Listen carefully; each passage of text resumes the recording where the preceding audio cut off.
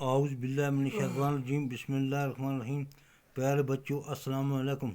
بچوں، آج کا جو ہمارا سبق ہے یہ چوتھی جماعت کے اردو سے لیا گیا ہے۔ سبق کا نام ہے پانی۔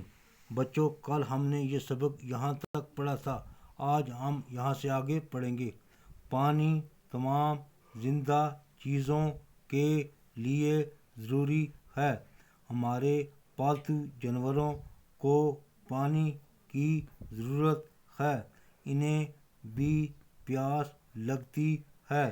پانی ہر طرح کے حیوانات کے لیے ضروری ہے، نباتات کے لیے بھی پانی ضروری ہے۔ پانی نہ ہو تو پیڑ پودے سوکھ جائیں گے، زمین بنجر ہو جائے گی اور اس سے کچھ نہ اگ سکے گا۔ زمین بنجر ہوگی تو اناج کیسے پیدا ہوگا؟ اناج پیدا نہ ہوا تو ہمیں کھانے کو کیا ملے گا؟ سچ تو یہ ہے کہ پانی کے بغیر زندگی ممکن ہی نہیں۔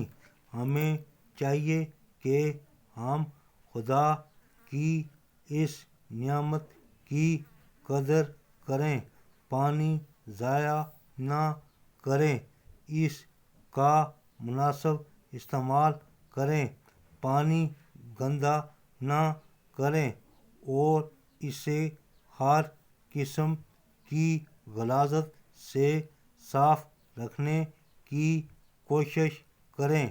صاف پانی ہمارے لیے کافی مفید ہے، جب کہ گندا پانی نہایت نقصان دہ ہے۔